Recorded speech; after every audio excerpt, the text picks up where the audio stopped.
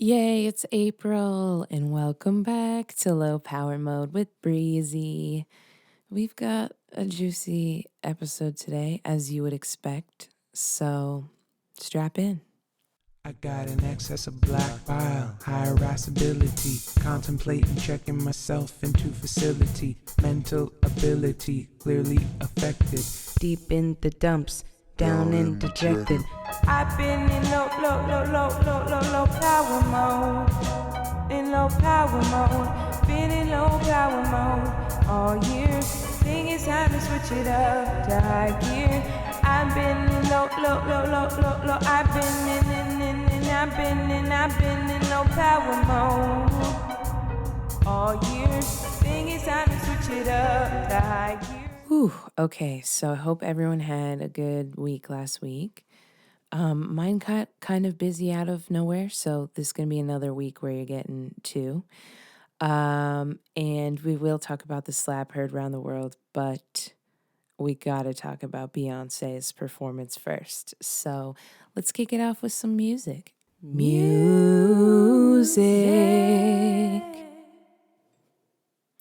Okay, so in case you haven't heard, which, I don't expect everything that goes on in the States and in Hollywood to be everybody's news. Just want to come out and say that up front.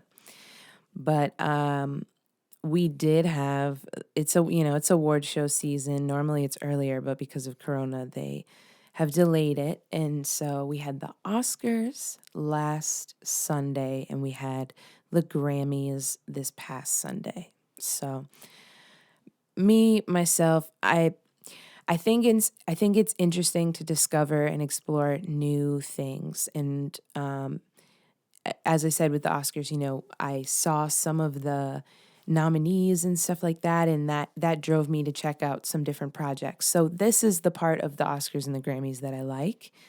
But I'm super not big into awards. I appreciate them when I get them, but I'd rather just, do my job, do my thing, and be respected like on a day-to-day basis, and bring respect to what I do and just have that, like I appreciate we have to celebrate, but the whole award thing, it just, I don't know. Best this, best that feels so subjective. So, and we know who's choosing. We know what it looks like in the room if we have to guess, in terms of the boards of these institutions. So yeah, I'll just put that out there before we get kicked off. So Beyonce, Be Alive. Now, I saw King Richard a couple months ago. Great movie. I can highly recommend it. I think I was just so taken by all the different facets of the movie and how good it was and how like hard and good it was to watch, like a Remember the Titans type of feeling that you get. And so yeah, I've just been a mess. So I haven't been organized enough to be like, oh, Beyonce, that song. But also sometimes songs, like super empowering songs, for me, sometimes I don't, it sounds so crotchety, but sometimes I don't want to hear that, like when I'm not feeling that way. So yeah, but now that this song has a live performance visual attached, I'm ready. I'm ready to digest it. So the song is called Be Alive, and basically Beyonce was asked to do a performance for the Oscars of the song. And so like the smart Black woman she is, she's like, I'm not going to show up at no Oscars with it's still the pandemic out here, but I will do what I want on my own terms. So she did a performance at the Tragnew Park tennis courts in Compton in Los Angeles. And so what we're going to talk about today is like that performance, and it's completely watchable. for free. I even thought to myself, I'm so glad that things haven't gotten so subscriptified and packaged and paid, that I can at least watch this performance as much as I want, like as many times as I want. It's not like a Disney product or anything. It's like, yes, this is available to us. So it's her performance, and it's striking, from the very beginning. We've had a resurgence in the past couple years of Black folks and cowboys, and the representation of Black people, in these arenas. And so it starts off with young kids, like youth, teens. And there's a young Black girl on a horse. She's wearing glasses, and everyone has these litty, like, okay, imagine a tennis ball, so the color of a tennis ball. Everyone's outfit is some sort of, athleisure kind of fancy, cool version of that. So you've got the girl on the horse, and then a bunch of youth flanking her, walking down the street, just walking down a normal ass street. And I was thinking it would be so funny if like that was like one of your cars that ended up in this like epic video, just like on the street. But and then Sanaya and, oh crap, I'm blanking on her name. Remy? No, I'll look it up. But the two stars who played young Serena and Venus Williams, which the film King Richard is about. It's about their father having a strategy essentially for getting them through the hood, through Compton, through the sport of tennis. So the actors are there, which is super cool, and they're walking into the stadium. The tennis courts are completely covered in this neon color. So it just feels so elevated because everything is this bright neon tennis ball color. And you've got like the stadium lights and stuff, and it's the middle of the day, or probably in the morning or something, I don't know. But the sun is shining so bright, and the natural light is just a compliment to the warmth of the song.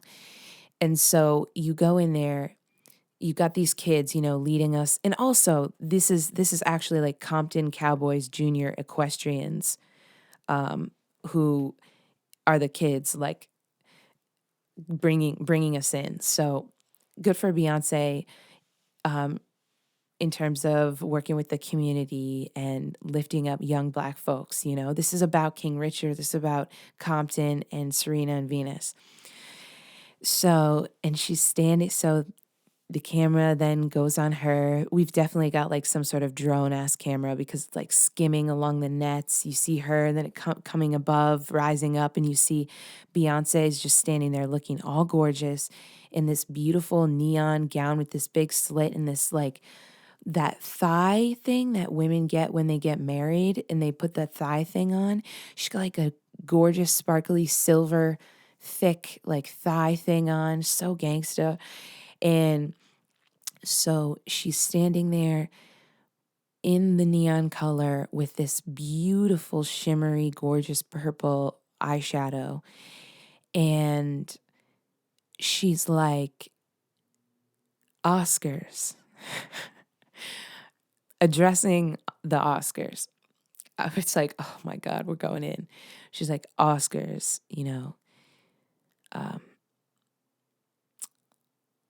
tell them where we are. And the whole crowd's like, City of Compton. Like before she gets into the whole song, they're just like repping Compton so hard. She's like, tell them where we are to her army. It's incredible. It's so, so fierce. Oh, she's such a queen. And so they launch into it. And again, we're seeing, it's so striking and cool that everything is this neon color down to the violins and the piano.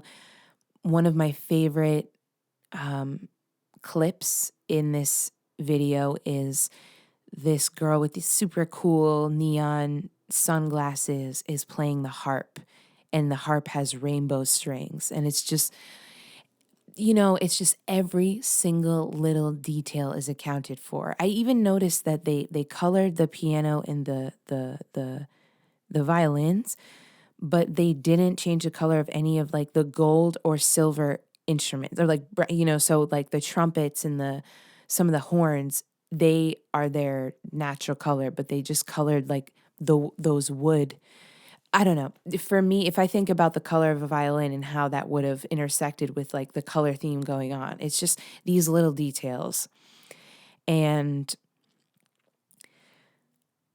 down to like mic stands, everything is lime green. It's amazing. And all the dancers are probably wearing like Ivy Park stuff. I saw some Three Stripes things. So Ivy Park is Beyonce's collaboration with Adidas. So this is, what I love about Beyonce. I feel like she's kind of the Black women president, kind of like an Oprah.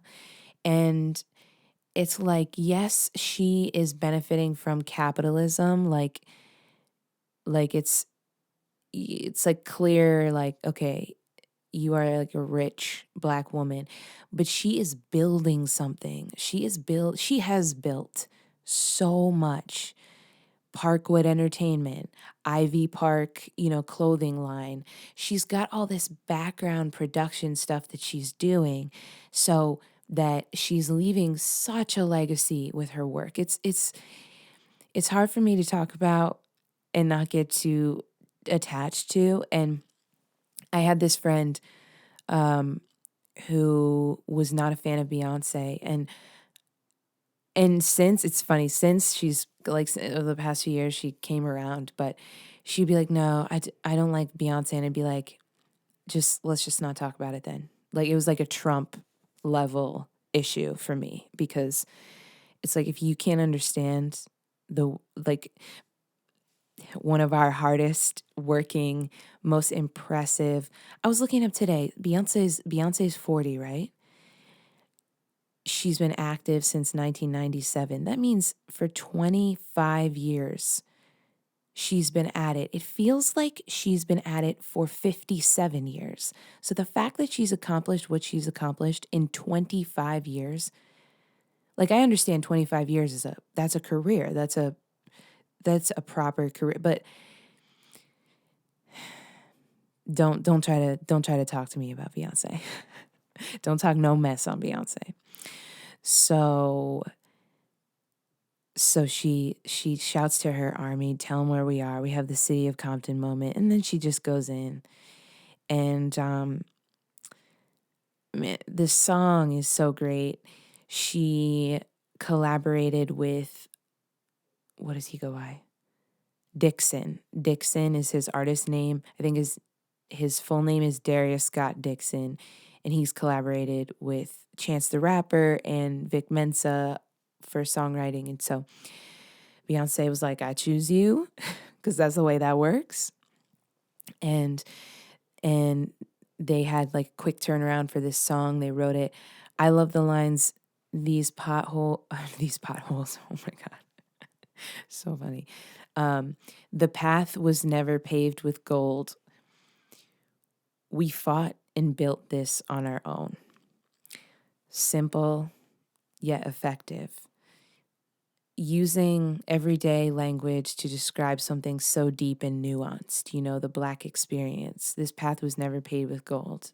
Never.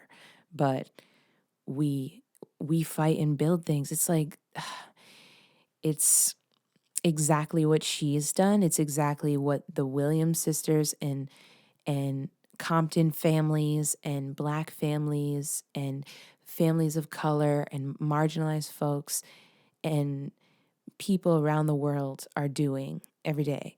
So that ability to be so specific, and like, we know this is about Venus and Serena and King Richard, but to also be so universal, that's really, that's good songwriting. So the song itself is beautiful.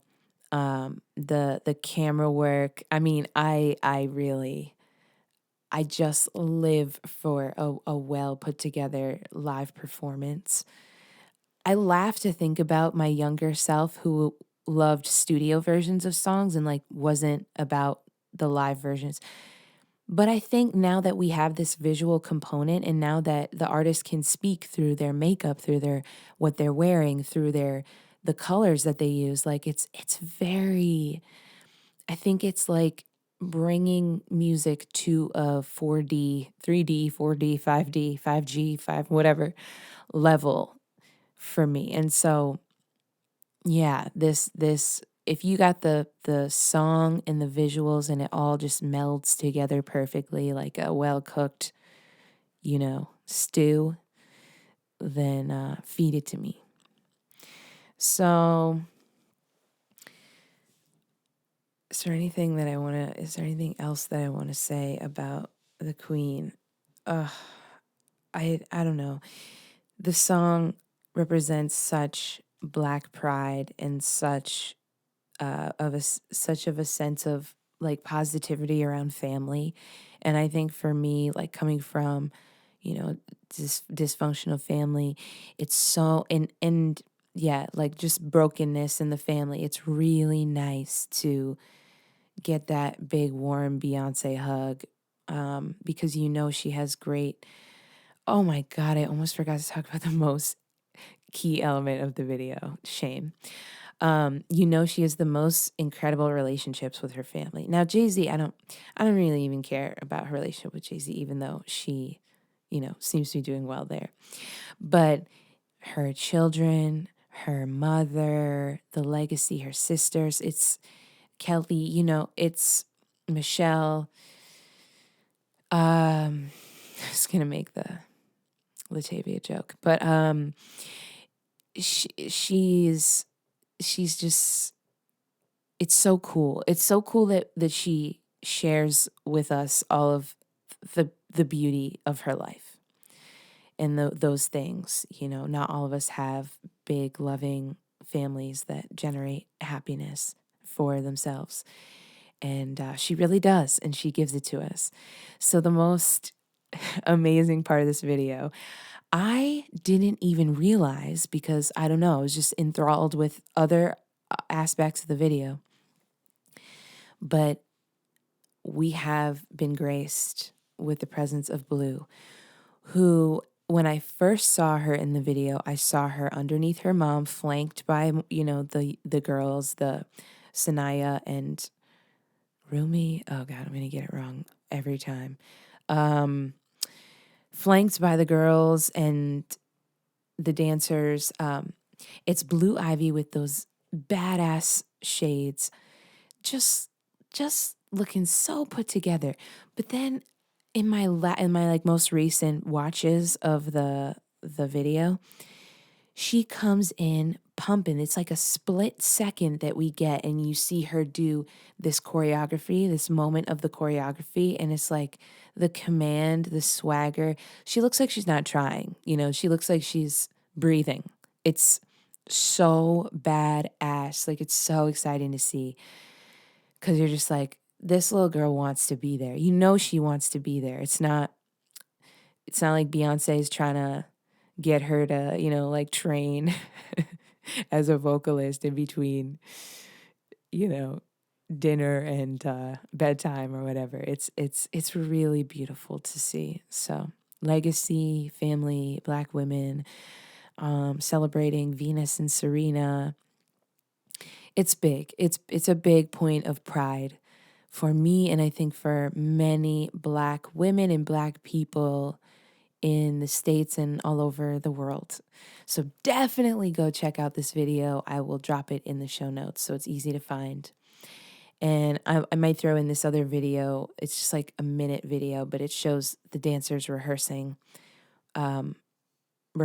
for it, and like puts it next to how it shows up in the film. And it's just, you don't know the work that goes in until you see the nitty gritty, and then it's like, wow, the hair, the makeup, the dancing, it's phenomenal. So gonna leave you with that, and let's roll on into TV. television. All right, welcome back. So we are going to talk today about Queer Eye. If you're not familiar with Queer Eye, then, well, funny side note for me, Queer Eye is the first reality TV show that I got into. Is that true? Is that true? I'm like checking. Yeah, no, I'm pretty sure it is. If we're talking reality TV, yes, it is the first. And somebody showed it to me, and I was like, no, I don't really do reality TV. Watched one episode and then stayed up until like, the morning because I was watching Queer Eye episodes. I was like, what? This is okay. So think reality TV, but think impactful and meaningful. So Queer Eye used to be a show called Queer Eye for the Straight Guy, and it premiered in 2003 in New York City. And basically, it's a group of gay men who each were experts in their own different things. Like one was like style, fashion, one was food, one was culture, one was decoration and interior design, and then hair. And so that was back in 2003, and it was successful, that the original Queer Eye for the Straight Guy. But it ended, and Netflix, with the success of Netflix and looking for ideas and everything, they pitched Queer Eye. And so they cut for the Straight Guy. Great update on the original, more inclusive. And they have these 5 wonderful, 4 are like cis gay men, and 1 is non-binary. And they're just so amazing. Okay, so here we go. Let me break it down.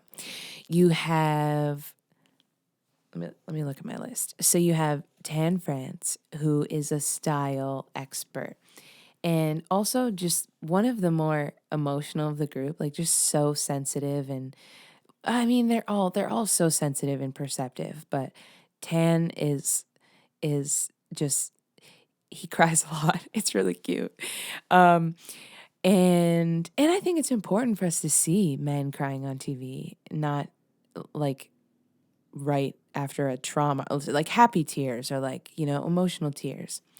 So Tan France is the style expert, and he's got a British accent, and he's an Indian man, or Pakistan. Oh my God, he's Pakistani, I think. Wait, that's a really bad mistake. I'm going to take the time, Google it right now, because I've recently learned a little bit about India and Pakistan and don't want to fuck it up. Okay, so on Wikipedia, South Asian, Muslim gay men. Okay, Pakistani. Okay, so sorry, Tan, my bad. So, Tan France is a Pakistani American, or is he British? Oh my. Maybe I should have done a little bit more research into their backgrounds. Okay, so he's a British American, okay, with roots of Pakistan and living in the States. This has not been the smoothest start. I apologize. Okay, then you have Karamo. Karamo is this beautiful, bald black man who we know from being on like The Real World back in like the early aughts. Or The Real World was like a really early, kind of teen MTV reality TV show. So he's kind of one of these people who like got famous really quickly and easily very early on in terms of like viral times, and really took some steps back and stepped away and became a social worker and really, if you're talking about like doing the work of looking at yourself and what you deal with and what you struggle with, and then and then being able to have your cup full to give to other people, like that's Karamo. Bobby Burke. So is Bobby from Texas as well, potentially somewhere from the South, and like left home really early because gay and ostracized for it, and um he was like homeless for a while, which he reveals on the show, and now he builds and designs homes. So really wonderful circular, what is it called, full circle. So Bobby, I think, is the real heavy hitter of the show, and especially in season 6, because damn. So I mean, we'll get into it.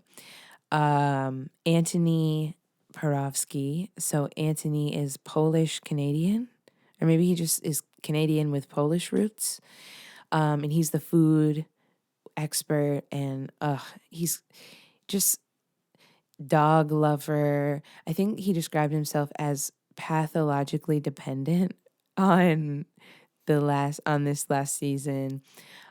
Just very also very sweet soul and very perceptive, and just all of the like these 5 people, they're they're evolved. And queer I think queer people often are, because you have to be, but then you have work to do, because you are more evolved. You have to figure out how to exist and in the day to day. And I think it's just like after every single episode, I want to build small things in to make me better. And wow, if a reality TV show can do that, that's great. So in the past, as I said, the original was in New York. Oh my God, I almost forgot Jonathan. Oof, it's been smoking too much. Okay. And then finally, last but not least, we have non-binary Jonathan Van Ness. And they came out during the course of the show. So that's kind of fun too, like to have a public gender journey. That's difficult, but Jonathan has navigated it beautifully. So they used to do it in New York City. This time around, I think they started off in Georgia. So they had like 2 seasons in Georgia, 2 seasons in Missouri, and then a season in Pennsylvania, I'm pretty sure. And then now they're in Austin, Texas. And I love that they're in Austin, Texas. Texas is a complex. I feel like Texas is like a microcosm of the states. You can say the states, the U.S., America, or whatever, but we're talking about the states. You can say the states, and people can have so many different ideas of what's in their head, and I feel like Texas is so similar. And oftentimes the political stuff overshadows the beauty and the culture and some things going on in Texas. So I'm really glad that this season they're in Texas. It feels almost strategic. And so they've got their cute little, bungalow where they live and they work out of to shoot the show and do the seasons. And so each episode they have I don't know that they called them this starting out, but now they call them heroes. So some of the heroes this season have been Angel Flores, for instance, and a trans athlete. whose father from Mexico was really having a hard time putting my son is now my daughter together. And I gotta say that's fair. You know what I'm saying? It's fair. What's not fair is to like shut your child out and like not give them a chance. Um, but it is fair to feel that way. It is fair to feel like, okay, the person that I raised from 0 to 20 or 21 is now different in ways that I don't understand. That's okay to feel, you know what I mean? And it was just one of those things where, yeah, now Angel being on the side of being the trans person, I mean, you have to go through so much. If you're a trans person who goes through a surgery, for instance, like a top surgery. And so for but even without having surgery, it's still you still have to go through so much. But then like your body, once you have surgery, your body needs certain things like testosterone, or there's a lot that goes into it. And so dealing with all of that means that there's less capacity, whereas the father probably arguably not as much capacity.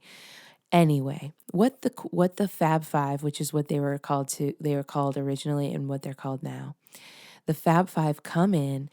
They're like little gay investigators. It's so cute. They come in. They're like, who do we got? What's the problem? They look around the house. They'll go in. They'll just like barge in, on somebody's life, at their workplace, whatever. They want to catch them off guard. They'll go in. Anthony will look at the kitchen. Tan will go into the closet. Jonathan will go into the bathroom. Check out the products there. Like, it's this whole investigation. Bobby will be looking around, getting ideas of what is important and what's coming through. And it's hilarious. They have so much fun in the beginning because it's just like, hey, we're gonna have so much fun together, and like, you don't know us, but we're here to help you, and it's just like so much confusion. It's really fun to watch. And so they come in, and then they'll go through this process where they'll immediately like grab the person and then start doing things. So they'll maybe start with the hair, or they'll start with going shopping, or Karamo will have them do an activity. Actually, that kind of comes towards the end because they need to kind of get to know the person and where they're at. And that's another thing that these folks do so well is they listen. I think in our society, listening is so undervalued. And what the Fab Five do is they ask questions and they listen to the answers. And then they're like, hey, I bet I could do this for this person. Or I bet I could show them this. Or I bet if I did this, then maybe they would. It's really so beautiful. And I wanted to talk about Queer Eye because there was an episode at the end that featured a rapper. And he goes by Blacklight. I'm just gonna call him Blacklight, and because I forget his actual name, but go with me. So when they first did his whole, the audience introduction to who the hero is, they have the nominators. So in this case, I think his wife, who's also his manager. Okay, he's essentially like, he's a rapper, up and coming to the point where he did a show in India opening for Katy Perry, and just, has a studio, like just really focused on music. But since the pandemic, he lost motivation. And they also have a newborn baby, like a very like weeks old baby, and a probably like 13, 14-year-old son. But it was so sweet. So his wife and his son, his like 14-year-old son, like nominated, or maybe it was just the son, nominated the nominated Blacklight for Queer Eye. So I thought that was so beautiful. Here's this beautiful Black family in Austin, Texas. Dad is killing it, doing his thing. Pandemic strikes. And son is like, I've seen this show, Queer Eye. Maybe they could do something for my dad. And in the interviews that they do, to cut in with like the story of who Blacklight is, the son is like, my dad is my hero. Like he just loves his dad, finds him so creative and interesting and such a badass. And it's like, wow, you rarely see kids talking about their parents that way. And especially in the Black community, there's a lot of absent father energy. So to see that was like, oh, wow, that's already so beautiful. And so they go through this process, and it's really really fun because some of the stuff is like the outside stuff and some of the stuff is the inside stuff.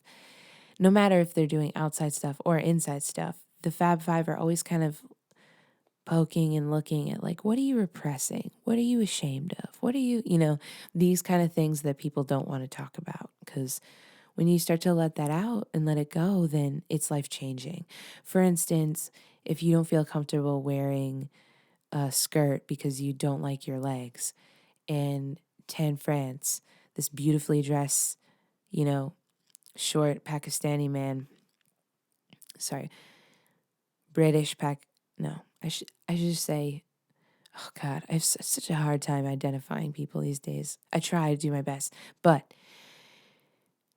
this fabulous brown man comes over to you and is like, your legs are fabulous. Why would you want to hide them? That changes. Like all you need is to hear that sometimes. And oftentimes these people, these folks who are being nominated, are ready for that change. So beautiful. So I forget exactly which one they started with, but let's say it was Clothes. So they give him like this kind of like funky soul brother vibe. And he's got this fro, but the fro needs love. So Tan does his magic with the clothes and gets him excited about stepping it up. And I would say it's hard as a rapper too, because rappers are known for wearing like hoodies and jeans and chains and t-shirts and, ribbed tanks and sagging pants and kicks. And so when it comes to fashion, when it comes to style, it can be tricky to break out of that. So Tan France works his beautiful magic. Then he goes over to Jonathan. Jonathan gives him this awesome haircut and doesn't take away from the length of his fro. He just shapes it up and gives it moisture and just line up and having him look so fresh. And oftentimes there's some sort of event at the end of the week that they want to do to have a moment where the person can come out and show themselves and present themselves to people. So in this case, he has a show. So it's really, really great too, because there's so much to do to get ready for a show. There's so much you have to do just within the music side of things. And then but then in terms of like how you present yourself, there's so many aspects to think about and consider, and it's honestly endless. Like you could have like a multiple day routine for preparing for a show, or you could just like see what you have to wear a couple hours before. So this help that they're providing also warms my heart because I'm like, oh, okay, it is hard to do all that on your own. And having a team of 5 people makes it a hell of a lot easier. And so it's like, yeah, just these little reminders for me as the audience member. I think oftentimes we want to see ourselves and represented, and my biggest thing is like giving myself credit. So yeah, this was good for me to watch, to be able to say, wow, yeah, it is rough. It has been rough.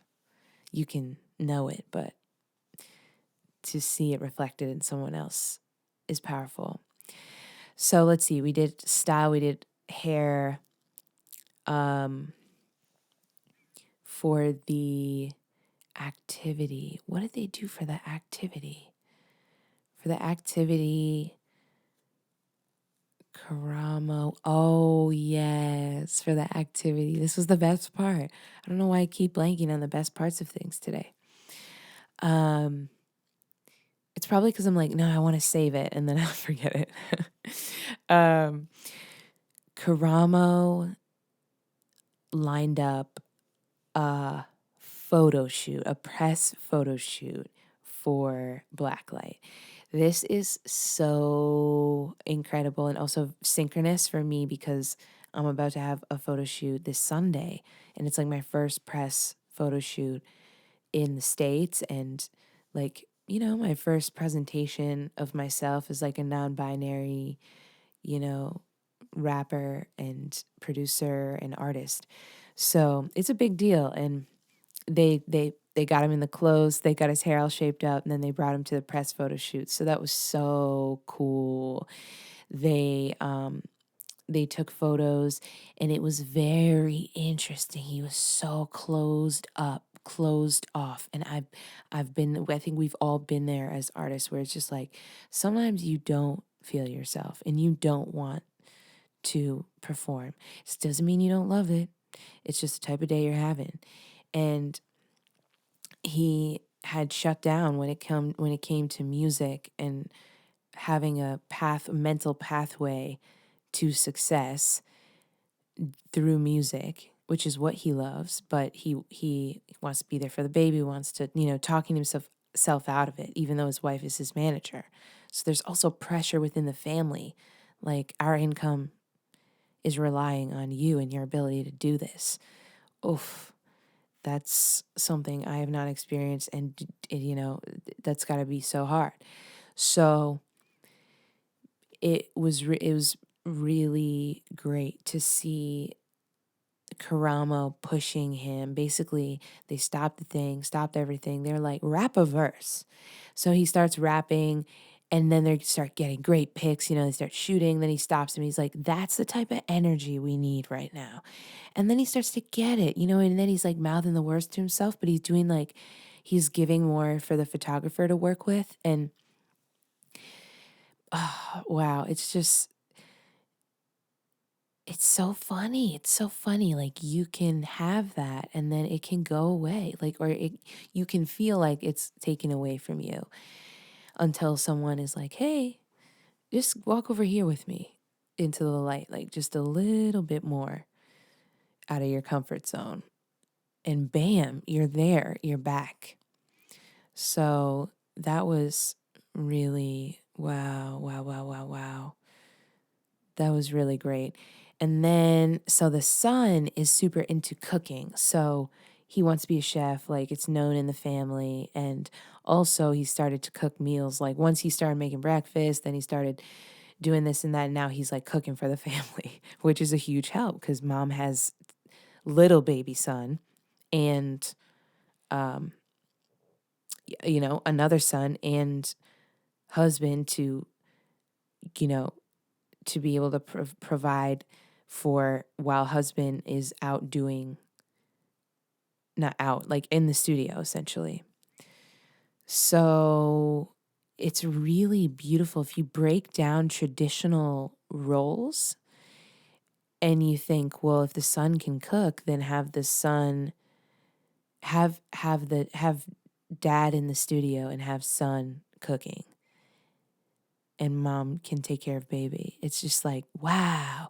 But you also got to let that happen. And I think probably as a father, a black man, someone who puts pressure on himself to provide, stepping aside and allowing that to happen is a thing too. So Anthony brilliantly decides to have the son and Blacklight do basically he has the son learn how to make filet mignon and the dad is taking notes because the son said he's attracted to red meat and he loves it and he doesn't know why. And so Anthony was like, we're going filet motherfucking yon. And yeah, and it's beautiful, beautiful to see them cook it together and work together and eat it. And then at the very end, Bobby surprises them with the new spot. So essentially, he completely redoes the studio, redoes the kitchen, redoes pretty much the whole house, and just makes it feel good, feel fresh and clean. And like there were some projects and things that were going on that they didn't have time to do because obviously like there's so much more to focus on besides like projects around the house. So, but Bobby just comes in and slays and redesigns these places. So this particular episode was great because yeah, he gets this like full emotional makeover. And then it culminates in his show. So it's cool. And they always have a video of the Fab Five watching the whatever celebration, like video from the celebration. So I like how they do that. They step away and it's just family and friends or whoever around. And so in this case, it's the show, Blacklight's show. And he slays and he's looking good and he's feeling himself. And it doesn't take much. I mean, I think anytime you get on a stage, it's something like magical already happens there. But then you're performing your own original music and you're regaining your momentum. He was performing at a venue he had been wanting to play at for a while. So beautiful to see. Gorgeous, gorgeous, gorgeous. Highly recommend. And if you don't want to go through the whole season, which I highly recommend, like I don't see why you wouldn't want to. This episode is the last episode. So if you want to check this episode out, you can just go to Queer Eye Season 6. Hopefully it's available. And pop down to the end there. Yeah, that's going to wrap it up for TV. And we're going to roll on over to film. Movies. Film. Okay, so welcome back to Low Power Mode with Breezy. We've got our final film segment here. And so obviously, I feel like even abroad people have heard about this. The whole Will Smith slaps Chris Rock at the Oscars thing. So I'm not going to get into it in this section, but to sum it up, because this is the reason why I wanted to focus on Questlove and Summer of Soul today. Essentially, Chris Rock had had a history of making fun of Jada Pinkett Smith. Fine, he's a comedian, whatever. But she's been struggling with alopecia and has been open about how difficult it's been and has recently shaved her head. And he made a joke about it when he was presenting the award for Best Music Film. Was it Best Music Film or Best Documentary? Best Documentary Film. Again, I give you ballpark, not the details. So he's presenting this award, and he makes a joke about Jada Pinkett Smith, talking about, oh, Jada's up and then going to be acting in the next G.I. Jane or whatever. So making just that I probably slaughtered the joke, but it wasn't very good. It was taking something from the 90s, like Demi Moore, like, because I think was she G.I. Jane? I don't know. Just this whole bald head on a woman thing. Like, generally, some women want to rock it, some people want to rock it, but generally, um in older women, I mean, no one wants to lose their hair. Nobody wants to lose their hair.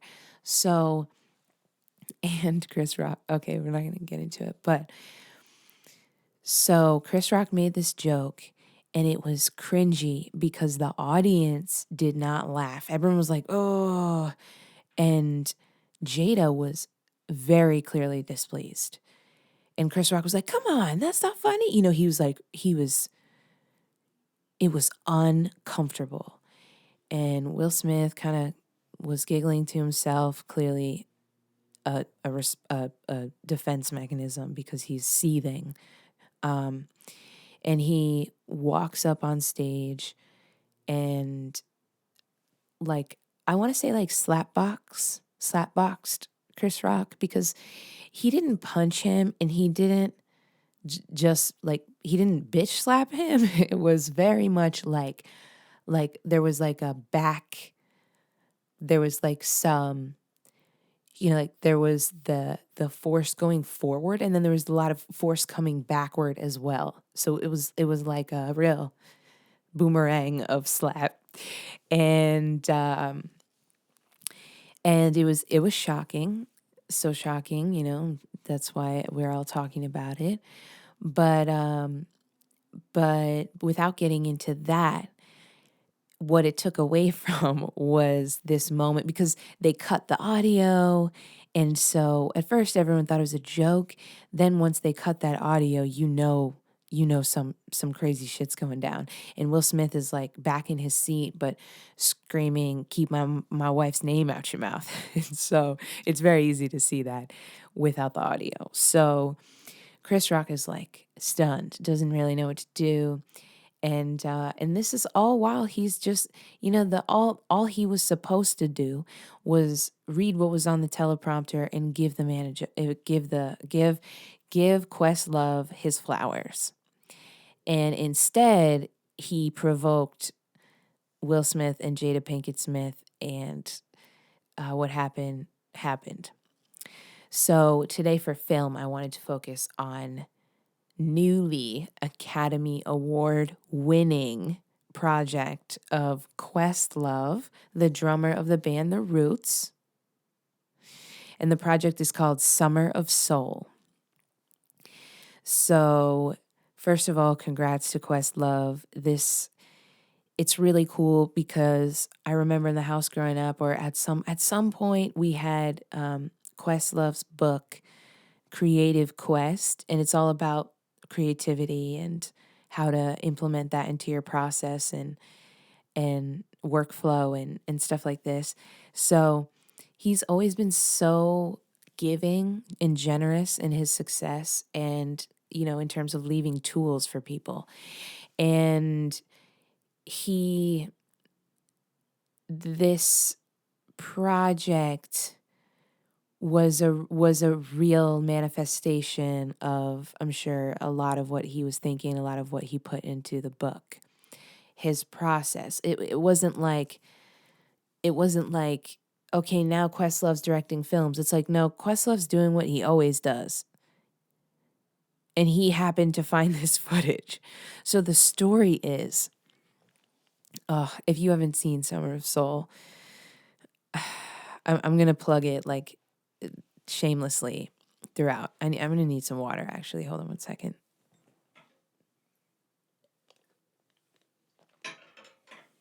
Okay. So 1969, the year is 1969.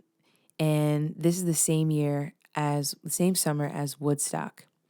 So while Woodstock is happening and the white media is focusing on Woodstock, right in Harlem, Harlem, USA.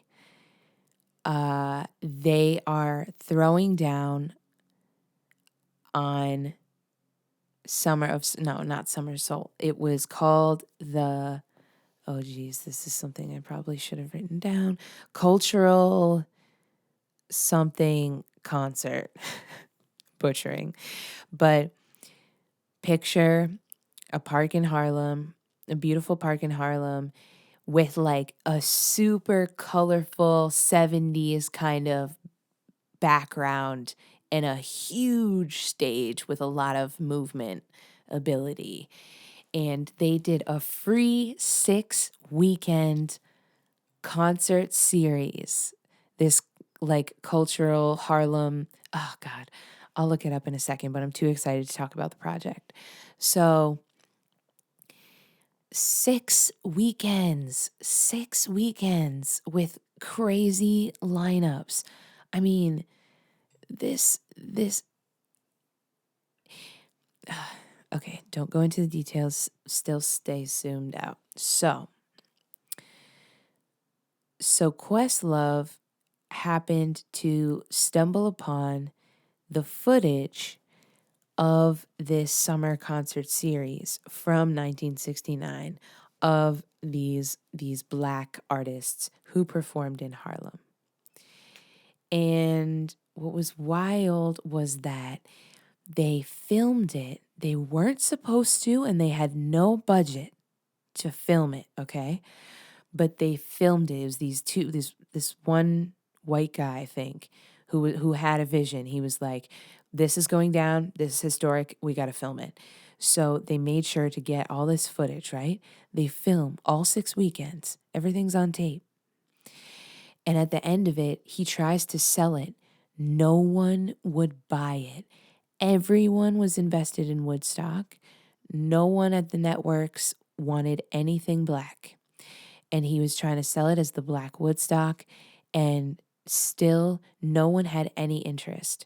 So not necessarily like just know that's a reminder of how little this culture was appreciated at the time that it was happening, okay? Globally or nationally. So Questlove found this 50 years later, so 2019, and then do what he do. He's a DJ, he's a drummer, he's a band leader. So he's always cutting up and mashing and mixing, and that's exactly what this documentary is. There's a really nice article in the New York Times. Now, I just have to preface, like, I hate the New York Times because unless you're a subscriber, you have to like do all these different things, try to hack the system to read a damn article. And I know that newspapers need to make money. It's just accessibility to information. Like, come on. So fortunately, my mom is a subscriber, so I'm trying to pass on the benefits of the privilege. So the article is called Summer of Soul, Review in 1969 Harlem, a music festival stuns. Oh, it's the Harlem Cultural Festival. There we go. I had cultural Harlem, and then I was getting lost. Harlem Cultural Festival. And so it's nuts. It's just absolutely nuts because, oh God, for me, for me as a Black person, seeing the combination of gospel artists, of popular music artists, of Afro-Latin artists, of like it's the diaspora. African artist, it's the full diaspora broken up into 6 weekends. So for something like this to happen today, it would be like, I feel like online it does, but it's so epic. It's so epic because in trying to understand what Blackness is,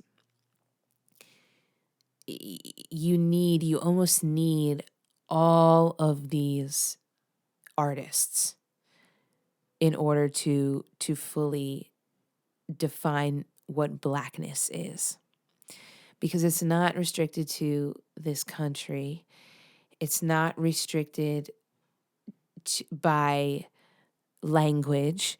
It's so oh God, I can't even talk about it because it moves me so much. It's like stringing together like all of the different Afro diasporic music that I've heard in Berlin throughout like the 2 years that I was there most recently, in one weekend. It's just I just can't put it all together in a way that makes sense in 2022. So this is so unique and special. Also, the 60s was a crazy ass motherfucking decade. And Questlove does a great job at intertwining those things. That's why like, this article talks about how Questlove is like the DJ and and he's like just mixing and intertwining. That's exactly what he's doing here. And he does a great job with setting the cultural context by talking about how the country had just lost, Dr. Martin Luther King, Malcolm X, JFK. Like there was this sense of complete loss of hope because the states were turning in on itself. The government was assassinating the leaders in the community. And also you have the Vietnam War. So you have hundreds of thousands of Black, Latin, marginalized, essentially people who need the cash, right? So like folks, like poverty, people who are at the poverty line are going over and fighting in the war. Not restricted to, but largely because then you get some benefits. You get something from being a member of the country. You have purpose. So I get it. I almost went to the Naval Academy because I like the diving coach there. So like I get it. And so this Vietnam thing, and so hundreds and thousands of lives, but specifically marginalized folks' lives lost in the Vietnam War, which I still don't know why we were doing. So complex. You have Black folks from the States fighting Vietnamese people. Like it just doesn't make sense. So and then I'll talk about that later. Okay, so the cultural context is set so beautifully, and the everyone whose attention is on the Harlem Cultural Festival, they essentially, this is everything they need. This is church.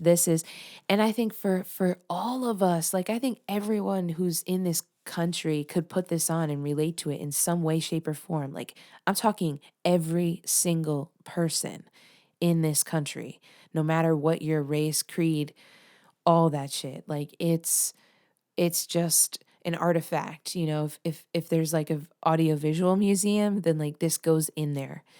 And so, yeah, Oscar, Grammy, sure, fine. But cultural artifact, I mean, huge. So let's talk about the artist. This also watching this made me want to go and explore each and every single artist more, even the ones that I was familiar with. It made me want to go back and listen to like album cuts of Sly and the Family Stone. Just wild. And it's cool too because in the documentary he has some folks who were performing there watching the footage, and so we're watching them watching it, and that's really special. So Okay. Oh my God, there's so much to talk about. There's so much to talk about, but it starts off with Stevie Wonder, who's like a ripe like 19 at the time or something crazy. I was like, you've got to be kidding me. There's no way he's that young because he's got the facial hair. He's got that good hair going on. So he looks a little older, I guess, than he is, but just jamming away with those sunglasses, just jamming away on the computer. And I think the way that like I haven't been sitting there studying the way that people move their body while playing the piano, but I think he is so uniquely physical when he plays the piano and performs live, and it was it's stunning. I mean, he's jumping off of the seat. And this is also, oh my God, there's so much to talk about. Like, this is church. This is church. Like, church for Black folks, and I think for a lot of brown folks, a lot of people who are not coming from privilege. Um, music is the balm, to the hard life, the life that is filled with struggle and trial and hardship. And so I think the cultural impact of music is so strongly coming through here, like how important music is. And it's really gotten the Black community through the times ever since being out in those fields and work songs and Negro spirituals all the way up through blues and folk and rock and jazz and hip hop, and it's really all there. It's really, the history is so embedded in the music. And so Stevie watching Stevie perform live at this age and with his vitality and just jump, like the spirit, I don't identify as a Christian, but like the spirit he was in him. He was bumping up off that piano seat. It's channeling. It's because how can someone so young do that? It's just, I mean, I know he like years and years of training as well, but some people just have it, some people just pick instruments up and have it. And I wouldn't be surprised if he was one of those people who it was just in him from the ancestors. So this is a really special intersection of church and state, of secular and religious as well. And I think Stevie Wonder is a great artist in the middle, right? Who's right in the middle there. A little, I love background and context, a little bit more of that. The people who sponsored and the host, I have to talk about. So Tony Lawrence, he's like a wheeling and dealing, I think he's from the Bronx or something, or maybe just from Harlem, but like just talker and like making promises with half promises and all this stuff. And he was backed by the mayor, John Lindsay. So the mayor of New York City, John Lindsay, a Republican, I repeat, a Republican, was backing this. And not only backed it with funding, but backed it by showing up on stage and explaining that the culture and the communities of Harlem are so essential, such an essential part of the city at large. It's just like, that's the states that I want to live in, like that right there. The white Republican thanking the audience and communities of Harlem for what they represent. Oh my God. Harlem is so special. So yeah, so seeing this like tall, white, suave looking man here for the people was just like, wow. It still blows my mind that like the Black community's trust of JFK, that was before my time, and I've read about it and I've seen about it, but it's hard because right now I feel like there's so few white folks in politics that black folks cape for. But the way they cape for JFK is heavy. So the Reverend Jesse Jackson was there, both there in the concert and as an interviewer. So that was freaking cool. Again, blending church and state. I mean, Jesse Jackson's not just a reverend, he's a political leader. And what is wild, like I have an MLK quote tattooed on me. um, and so it was wild to hear about because Jesse Jackson was right there. He was with MLK at the Lorraine Hotel in Memphis, Tennessee when he died. When he was assassinated.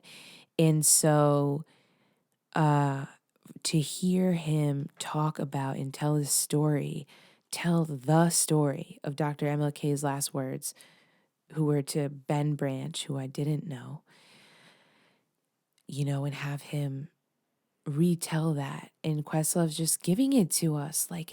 Oh, it's so beautifully done. Everyone is going to love this film. Like, oh, so well deserved. Okay, and then they did Mahalia Jackson's Precious Lord. Or no, they did Precious Lord. Precious Lord is a hymn, and Mahalia Jackson sung it. Now, if you're not familiar with Mahalia Jackson, she is she's born like in the earlier part of the century and came up through the church, and gospel blues singer, like with just a powerhouse voice, like just belting. And so forgot to mute my sound bites again. Shada. Okay, my bad. One day I'll learn. So Mahalia Jackson. So I remember in 2006 being at the University of Pittsburgh, signing up for a world music class and learning about Mahalia Jackson. So she's not just the US canon. She's world music canon, genre defining both of those canon. And so to see her perform, now I, of course, have like gone back and looked at and listened to images and things, but there's not a whole lot like video wise because of the times, but to see her share the stage with some of these artists who became really popular in the 70s was wild.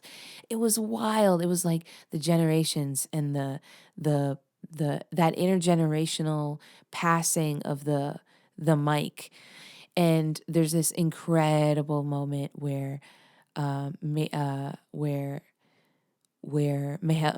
Jackson is performing, and then they got the band going up behind her, and then Mavis Staples gets up on the mic as well, and they're just this again, the spirit is running through them, and they're just kind of, one has the microphone, passes it to the other, but they're both singing and belting. So it's wild because from a producer or engineer perspective, you don't hear the one who the mic is not in front of, but you see what they're doing. So had it been mic'd more, had each of them had a mic, then we would have been able to hear their voices together. But it's almost more special and powerful that we hear one's kind of come in and then fade out, and then another one's come in, and then you kind of hear ones in the background. It's stunning. And Mavis Staples was like in her 30s, and Mahalia Jackson was in her late 50s. And Mavis Staples was like, Mahalia said to her, "I'm not feeling well. Can you start this one off?"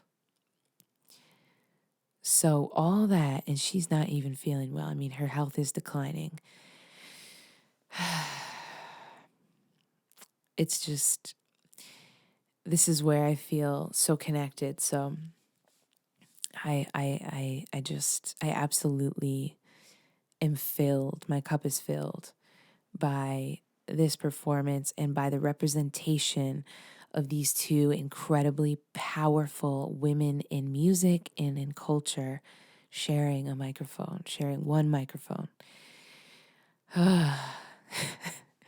I'm glad I did this film now so I can just play it all summer. So, who else do we have? Who else?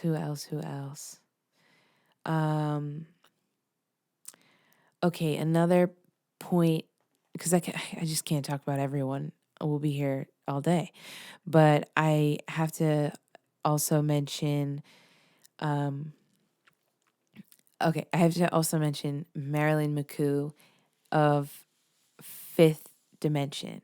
So, okay, so you know that song, Let the sun shine. Don't sue me. Let the sun shine. Nobody sue me. Let the sun shine in. So everyone's heard. Like, it's been used too many times in advertisements in the States. So if you've lived here at all, you've heard this song. I had heard it so many times. I knew about it, but only this year I was like, what's the story behind this? What is this song? And so then I learned it came from Age of Aquarius, the theater play, and that it was an idea from a producer who they mention in the documentary to kind of blend the secular and the theater and the pop music, and so to put these elements together. And the band, the fifth dimension, it's a black band, but some of the members are more light skinned, and I try to talk about colorism all the time because I think it's super important to talk about. Light skinned black folks are black, but they are your blackness is questioned or challenged because of your light skin, and your light skin is something you're kind of, you can be shown over affection for, or you can be chastised for. It's not necessarily one or the other, just it's complex. So it was really interesting because Marilyn McCoo of the Fifth Dimension, she talked about how performing in front of the Harlem Cultural Festival audience, this sea of black folks from all of the diaspora, that it really validated her blackness and the blackness of the band. And I was like, damn, not a lot of people are super open about talking about that stuff, and I'm like, my career, my whole thing is that stuff. So to hear her talk about that was super, like, wow, even a classic 60s, 70s band that we're all familiar with and love had issues along the color lines, and along the black color lines. It's so interesting. So interesting that, people would say that their music was like white people music. And so really this was like street cred for them. This was their black card.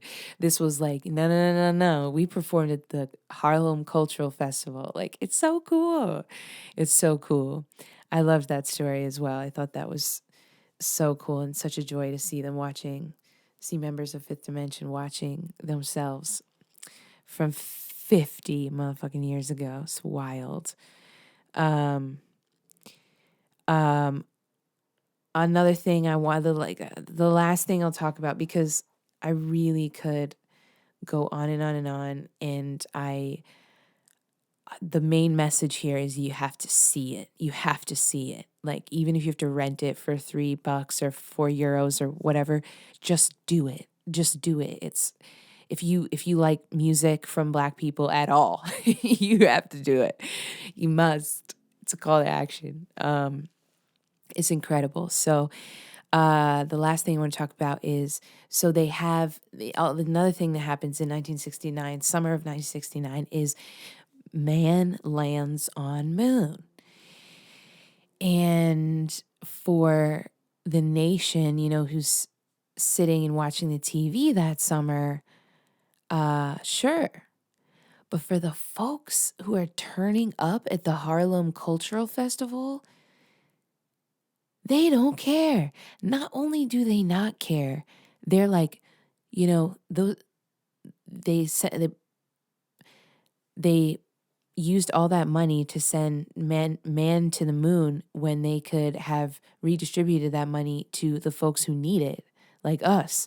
And it's like, I feel that way ever since I was exposed to gang violence in LA, specifically when I was 19. I felt so strongly like, the amount of funding that could be funneled in and change this problem, this problem that was started by white folks. Black folks and folks of color in these communities didn't just start fighting each other. It was Reaganomics and money and guns and drugs being funneled into the communities to destroy them. So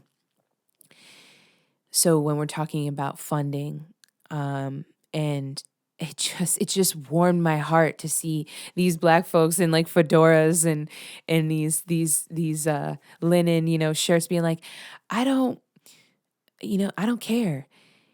And I got to shout out the writer of the New York Times article. I thought he put it so well. It's Wesley Morris, okay? I was going to try to paraphrase, but let me just find exactly what he writes. I'm sure that's okay that I can read it on this podcast because I cite him. So just talking to myself about whether that's something I can do. Pretty sure I can. Okay, so where is it? It's the moon.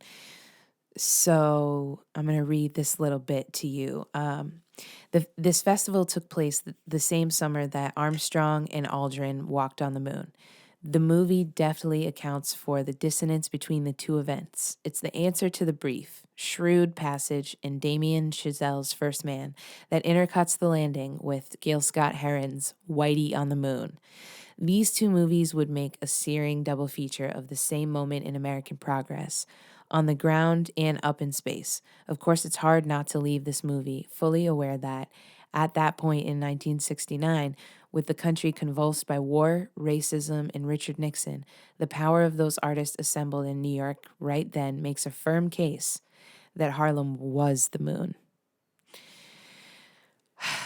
Beautiful, just beautiful. And honestly, being not only a queer person of color, but a Black queer person of color, when other Black folks get together around music, and this has happened with when I went to jazz festival with my dad, with like aunties and like the older generations and populations over in Atlanta.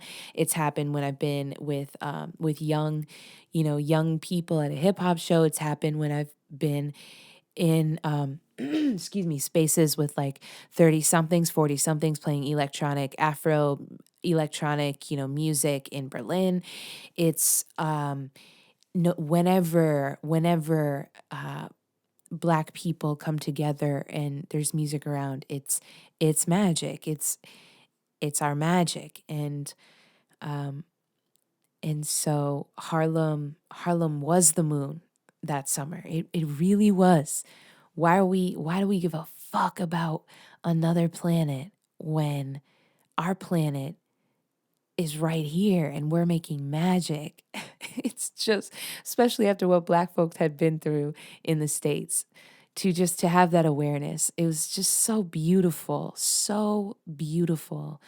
And it's really reinvigorated me to to get myself out there. And I've been wanting to play with a band for a really long time, and I'm feeling like, maybe that's the way to go. Maybe uh, I can just find other Black musicians and just do the damn thing, because it's just, I want to connect. I want to connect with people, other Black folks around Black music. I've become a part of it, and now I want to connect. And so it was just so inspiring to see this one of a kind. Someone said possibly the best music documentary ever made, or like the best cultural music film ever made, or something like this. And it's like, it's just, yeah, it's really great. So I'm going to leave the section with that. Definitely go again. I will drop the link for Summer of Soul Review in 1969 Harlem, a music festival stuns. The article by Wesley Morris in the show notes. And if you can't read it, because it should let you read like 3 articles. So if you haven't read New York Times in a while, you try to read it. Hopefully you can. If you can't, try an incognito window. But it's a great article around the film. After, like, maybe after you watch it or something, check out the article. But just really wonderful artifact coming from Questlove. And yeah, definitely check it out. Okay. See you in the outro.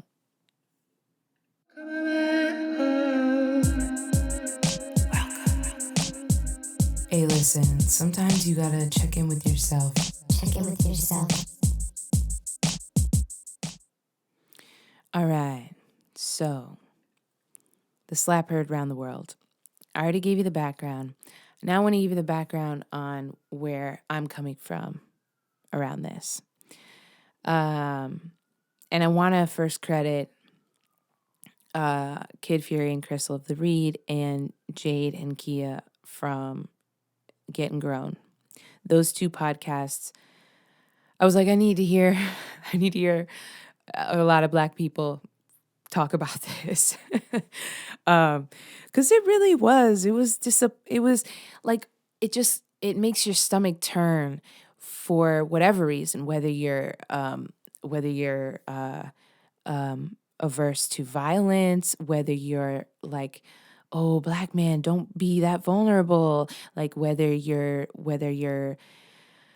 it was just a negative series of events. And here's where I'm coming here is where I'm coming from with it.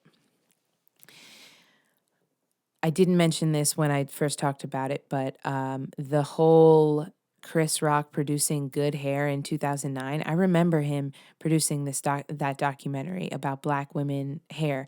And I've watched part of it, if not all of it.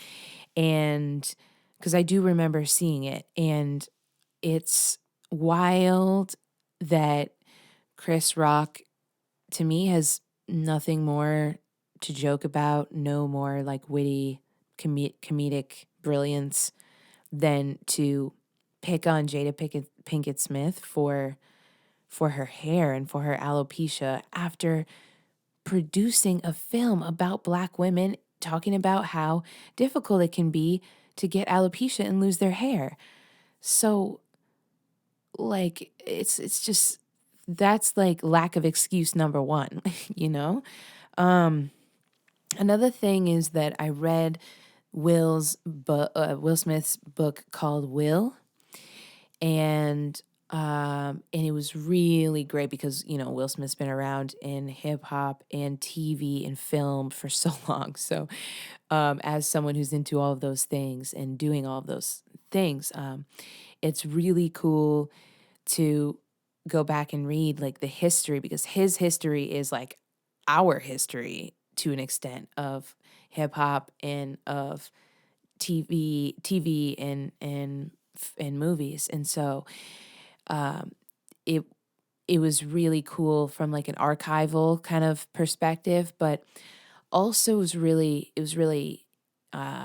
healing I imagine for him to write it and for me to read, because I've been focusing on the inner child ever since 2020 when I read this book about the inner child. And so, for the past couple years, I've been focusing on like that, where the childhood trauma, where the inner child started to feel unsafe, and where like these habits developed out of feeling unsafe or insecure.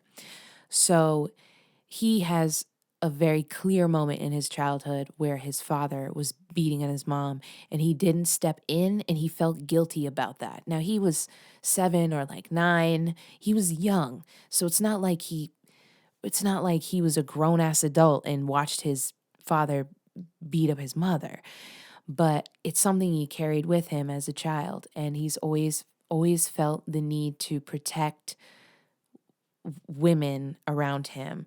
And so this brings me to my ultimate conclusion, and I want to preface it by saying like something that Crystal said on the read.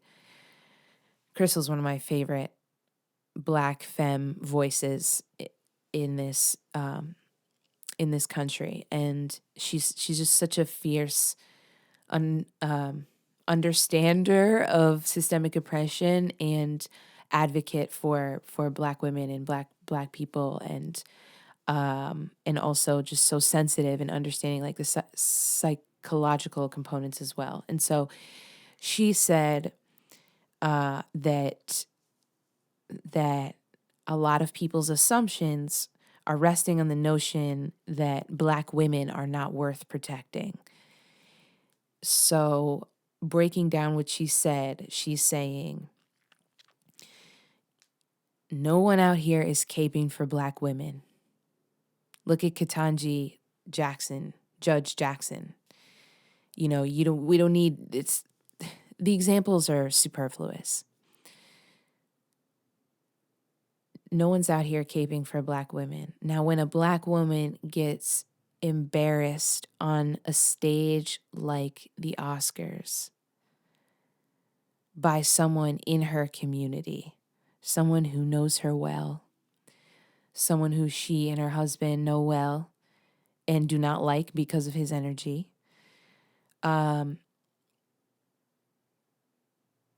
I can't imagine what it would be like to be Jada in that moment. Be like, are you serious, bro?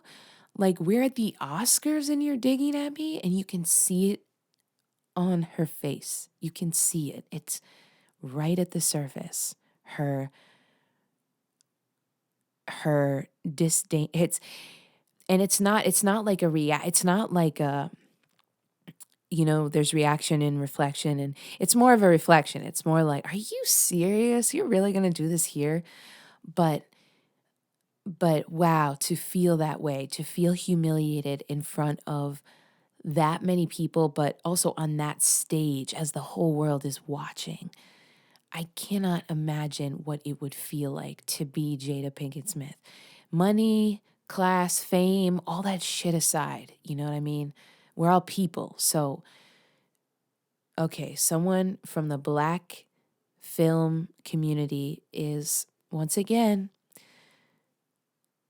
poking a dagger at you on a world stage. And again, this joke was not funny and people did not laugh. So when Will Smith went and slapped Chris Rock in front of everyone, at first I felt sad and disappointed for Will, because had he not been so reactive, it wouldn't have necessarily negatively affected him so much. At this point, I feel grateful that Will Smith did what he did. Seriously, grateful. Because he showed the world that Black women are worth protection. That Black women are worth protection. That Black women are worth protecting. And the world, we don't get that messaging. Okay? So to use this global platform and to use it to protect a Black woman, regardless of her privilege within Black womanhood. And also, Jada is such a generous person as well. She's got Red Table Talk. She's really into that psychological, that self-work stuff. So, I after reading the book, and Will Smith was like, he went to a book camp, like helped him finish his book, and then he, after writing it, invited like everyone he talks about in the book over and like read it to them. And so someone who does that, is just so caring and thoughtful of because the point was, let me know if you're comfortable with this, and so that kind of person, and someone who has not been randomly violent for any other reason.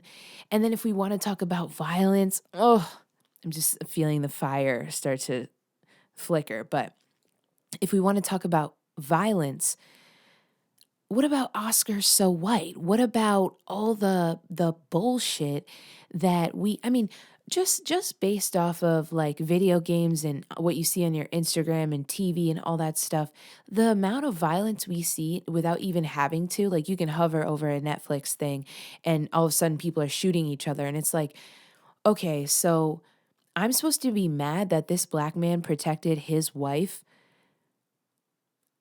and was clearly not trying to hurt or injure anyone, but was just like, man, accountability for your actions. That's what I see. And people talking about, oh, I don't want my children to see, your children have seen worse. And if we want to talk about the violence that happens towards Black women every single day of their lives, we can talk about it. But let's not leave that out of this whole conversation.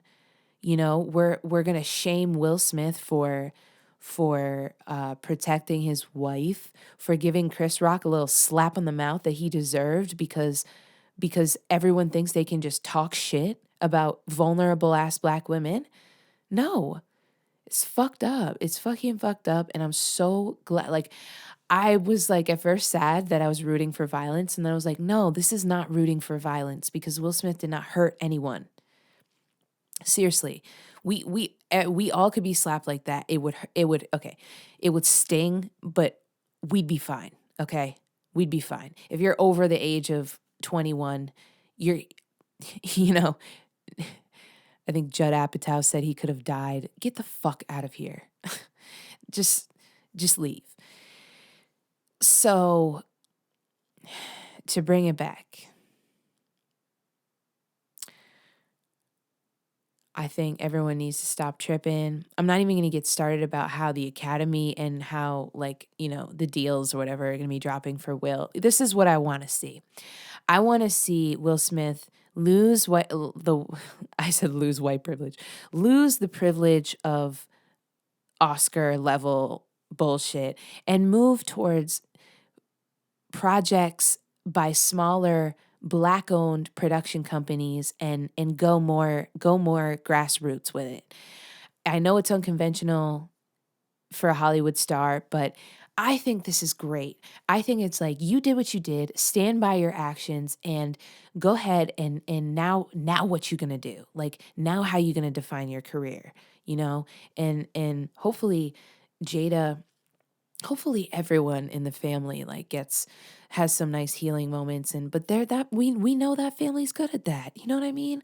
Whereas what is Chris Rock doing? Bringing up his ADHD? No. And the fact that things are going well for Chris Rock, of course, that's how I expect things to go. I think it's unjust. I think it's silly, and it's like lifting up Kanye. It's like, what are we doing? But do I expect it here? Of course I do. So yeah, I don't know if you're sick of hearing about it, but I really wanted to offer my thoughts because I thought all week, and my thoughts kind of went on an interesting journey, and I'm really happy with where I ended up. So get up, stand up for your wife. That is going to end the episode. Thank you so much for sticking with me. You'll be getting another one this week as promised, and really having fun with this podcast. So thank you so much again for your support. Enjoy the spring. Hopefully flowers are blooming by you, and take a moment to stop and smell them. Catch you next time. Low power mode, in low power mode, been in low power mode all year. Think it's time to switch it up to high gear. I've been in low. I've been in low power mode all year. Think it's time to switch it up to high gear.